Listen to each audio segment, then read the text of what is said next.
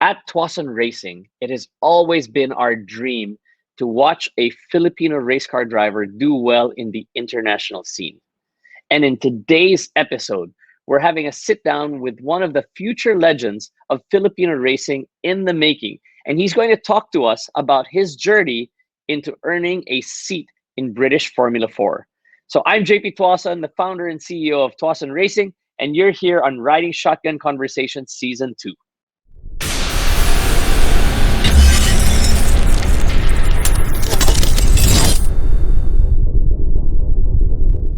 Okay, today's guest is a name to watch out for, not only in local racing, but in the international racing scene. He is currently racing for Argenti Motorsports in the British Formula 4 Championship. He will be the first Filipino to race in European Formula 4. And please, everybody, give a warm welcome to one of the future legends of Filipino racing, Eduardo Coseteng. Come on down. Hi. Hey, how you doing? Yeah, I'm good. You? Yeah, I'm very good. I'm very good. I'm so happy to see you. It's been years. Yeah, it's been really long. So, what a lot of people don't know, watching out there, is you are Eduardo Coseteng, the son of the legendary Jody Coseteng. So, man, you are like from a heritage of super Filipino motorsports legends, and it's going to be crazy because you're already going down that path. So let's get started tonight. What I wanted to start off with is I wanted to introduce you as I remember you as a 8 or 9 year old boy racing go-karts. You remember Yeah, that? yeah, I remember that. I was So in so go ahead, please tell us, how did you get started? yeah, I was um obviously because my dad was a racing driver himself, and I was always at the racetrack. So for me, a racetrack's like my second home already. So yeah, he told me to give karting a shot, and yeah, I think your clinic was open. It's called Champions of the Future. It was a driving school for a karting school, sorry, for young boys and girls like myself at the time to get into karting to start. And yeah, that's how I started really. And after that, we joined some local events in the Philippines, and yeah, just kept going after that. Very, very good. And how many years were you kart racing? Um, well, from when I started until now. Okay, so you raced all over. You raced in the Philippines, and then from Philippines you started racing around Asia, right? Yeah. Okay, so what race series did you do, and what sort of classes did you compete in? I think I started competing in Asia when I was in mini rock, the cadet champion class for Okay, I think 10 to 12 year olds. That was okay, the age range from that class. But yeah, I started racing in the Asian okay. Karting Open Championships, and then the Asia Finals, the Southeast Asia Championship as well. And what was your biggest achievement in mini rock? Biggest achievement. Yeah, I think winning the title, the Asian Karting Open title. I think we won most Eh, of the rounds and ended up having the most points. Wow, what year was this? Not sure. I don't remember. It's quite a long time ago. Maybe like Okay, so 2015, something like that. okay, so from mini rock you graduated to what class? Junior X30. Okay, and how was that experience? Yeah, it's pretty cool. That's a big jump, right? From the mini rock to the juniors is a big jump. Yeah, definitely. I mean, there's a lot more speed, bigger kart. Everything's a lot heavier. It's a big Yeah. step in karting. Yeah. I think I struggled that year, the first year. I think I only managed to get second in the championship in Southeast Asia, and I think I won the Asia final, but didn't win the whole championship. Okay. And how long did you stay in the junior class? I think you graduate when you're 14 or 15 to seniors. Okay. So you went from the juniors and then into the senior class. Yeah. So in the seniors, how was that sort of jump for you? I mean, it's not really that much of a big step because it's not that much faster. Just a heavier weight and a bit more powerful engine. And I think for me it was a big step because when I moved to seniors, I moved to Europe as well to compete. and the competition in Europe is a lot harder. Instead of having maybe 20, 30 guys on the grid, you have 50 to 90 people per event. Wow. Make us cuento about that. How was that experience? Yeah. It's my first few races there it's pretty hard, away from your family. It's quite hard. I was sent there alone in the boarding house for the first few years. But yeah, in Okay. terms of competition, it was really hard. I mean, these people are brutal. So very good at the racecraft side of things. Very, very aggressive drivers. Yeah, I did have a What was hard time. Yeah, what was your craziest experience racing in Europe in go-karts? craziest. Probably the British Grand Prix, 2 years ago.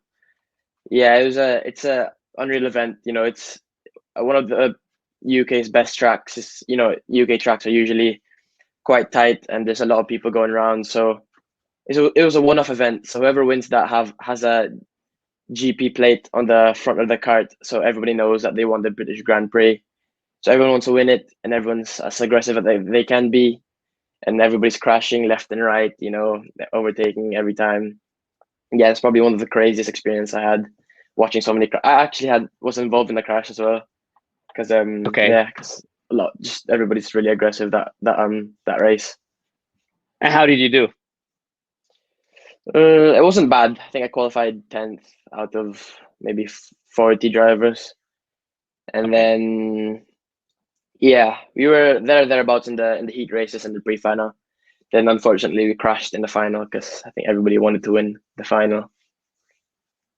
So when you say people are super aggressive, as in they're like taking you out on the rolling lap, is that kind of aggressive, or Not just a give us rolling an lap. I example? mean, during the races, they would push you wide with the side pod, or from the Yeah. from the back they give you a bit of a nudge. Going to the hairpins. Yeah, things like that. Okay, but nothing crazy, nothing super dangerous. No, no, Just no, it aggressive, shouldn't but shouldn't nothing be. super. Yeah, yeah, Okay. yeah. All right. Cool. So, what was your best race ever in Europe in terms of go-karts? I would say Winter Cup 2020 or 2019. Not sure what year. That was in a senior class. It's called the Winter Cup because it's start of the season. Not much racing going on. It was in Valencia, Spain, the European round, and yeah, that was really good that weekend. I think I qualified maybe third or fifth in my group, and actually Okay. won. I won a heat race. That was pretty good. Nice. Um, I think came top five in the other heats, and in the pre-final started 10th, and then I think I had a crash that race, and I didn't really finish well in the final because I was already started at the back. Yeah. Okay. Interesting. Hey, we've got a photo of you on the podium. So let me see if I can get that. Uh, a podium finish for you in 2019. Tell us about this. Yeah. I think that year I already lived in Europe, and I came back to do just one round in Asia just to see how much I've improved. Because the reason why I moved to Europe is just so when I come back, I would be a lot better. So yeah, I think my training in Europe's definitely paid off. We won. I won all the heats, qualified pole, qualifying, and then won the pre-final and final. I was unbeatable all weekend. Nice. And this is in the senior class for Yeah, X30. yeah. All right. All right, man. Amazing. Okay, so you went to Europe, you learned what you needed to learn, you came back and you basically beat everybody. You were unbeatable. What is it that you learned that made you unbeatable? What do you think it was? Um, I think just learning off the driving style in Europe. In the UK tracks, it's quite tight, so the driving style's a bit different. You have to be very aggressive with in terms of braking. You have to maximize the braking distance, try to brake as hard as possible and as least as possible. I think that type of driving style helped me in Asia. Okay. So maximizing the brakes, you think, is one of the biggest things you've learned. Yeah, Very interesting. Okay, cool. What team were you with? What were you driving? I was with KR Sport, it's an English team. Okay, and the chassis was It was Cosmic OTK. okay, Cosmic. Oh, nice, nice, nice, nice. All right, so let's jump to 2021, and now you have found yourself making the jump from go-karts into F4. What a big jump that is, man. That's amazing. Tell us how that happened. Yeah, funny story actually. I think the year that we decided to do it, I think I was planning on stopping racing because during the pandemic, I don't think we had enough budget to do step into Formula 4, and I didn't really Okay. see the why we would do another year of karting if we wouldn't proceed into cars. So yeah, I think the first half of the year I was thinking that I wasn't really gonna race anymore, and then all of a sudden my parents said, "Oh, we have the money now, and we could go for it. We could try a British F4." So yeah, I've Wow. done quite a few tests already, and yeah, How did you find your team? we actually emailed a lot of teams, and Okay. few of them replied, and we tested with. I think we picked two teams, and we tested with them, and Argenti just we thought was just a better team to join. Okay. And tell us how has your first set of tests gone?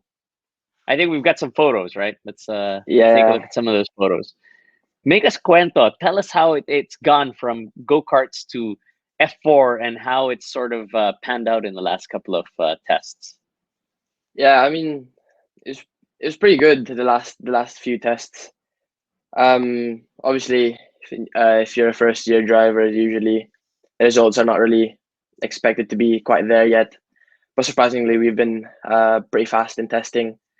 I think in Silverstone Media Day, one of the official testing days, we finished third overall at the end of the day, which was pretty good. I mean, Okay. I think it was 0.05 tenths off the pace, like half a tenth off a pace, and I think that's quite close, and yeah, it's good enough for me. So But was that the first test, or is it a series of tests leading to that? I think that was probably, I would say, the 10th day of testing I did out of Okay. 15 I have the preseason tests. Okay. Yeah, the other tests been quite well as well before that, but there wasn't any live timing, so I couldn't really say where I was on the board. But yeah, I think there's another official day at Brands Hatch, quite a well-known track. I finished fifth at the end of the day. That was early on in the season. I think I didn't do a lot of days. Yeah, so that's pretty good. What do you like the most about your shift to cars, and what do you least like about your shift to cars? Or Like the maybe most something is you found most difficult? what I like the most is the speed. Obviously, from karting to cars, quite a big speed difference. Yeah, I got like how much G's you carry on the corner because you have so much more grip and downforce. I mean, some corners you go around like 100, 180 kilometers an hour, and which is quite fast. And yeah, it's fun to go around bends and certain corners really fast. But the most difficult is probably the way to drive an F4 car. I mean, I struggled the first few days how to actually what the car wants from the driver. How to actually drive the car. Yeah. But yeah, I think now um, I've overcome that, and yeah. Awesome. Awesome. So when's your first race? May 8th and 9th of in Thruxton. Okay. Is that a support race for one of the other series, or is that are you guys the main race? Um, Actually, I'm not quite sure. I think there's a lot of other people going around. There's Janetta Juniors, Janetta GT5s. Okay. I think British touring cars are there as well, and the Mini Coopers. I think, yeah, Wow, that should be an exciting weekend. I yeah, hope it should be. Yeah. to get the link for the races. We would love to share it, and we would love to hear how you do. What do you expect out of this season? Um, I mean, What are obviously, your predictions? obviously, would want to win the season, but it's quite hard. I mean, the competition from the last few tests were quite close. 2 tenths from the whole field. But yeah, I'll try my best to do really well and try to win it. But I think realistically, maybe a top three, top five would be good. Okay, we'll be watching and we will be praying for you. Okay, so to wrap up our episode with you, I would like to ask you, what is your message to all of the up and coming Filipinos that want to follow in your footsteps? I mean, just just push. You just have to try your best. Sometimes in racing gets quite emotional. A series of really bad results will get you down and will want you to maybe stop racing or But yeah, just really try your best and just push all the way, and yeah, it'll pay off at the end. All right, there you go. Do you want to thank your sponsors? Yeah, definitely. I would like to thank Autoplus Philippines and Petron Corporation for all the help they given me these past few years from karting until now and here in Brescia 4. So, Eduardo, if people wanted to follow you, do you have any social media accounts? Yeah, definitely. Go follow me in Facebook, Twitter, and Instagram at Eduardo Coseteng. Yeah. All right, so there you go. Um, Eduardo, the only thing that I would hope to get from you one day when you come back to Manila is a signed photo of maybe one of your giveaways at the races. I'd love to frame it one day with one of those photos of you at our clinic. I'm pretty sure I can dig up one of those photos. That would be great. TRS is all about helping young Filipino drivers become world class. And I have to say that you are a world class driver. We're super proud. Thank And you. again, we wish you the best in your races. Everybody, Eduardo Coseteng. There you go. Good luck, my friend. Thank you. Thanks for joining us tonight. And again, Eduardo Coseteng, we're going to send out the link for a possibility to watch his races as soon as we get more information. All right, guys. Thank you. Yeah, goodbye everyone. Thank you for having me, JP. To JP. It's been a pleasure.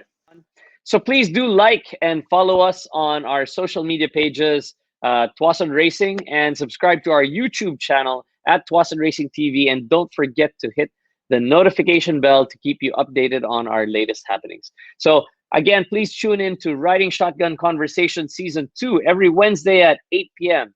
And if you have any topic or guest that you'd like us to feature, please put it in the messages or the comments below. So this is JP Tuason, and see you guys at our next episode.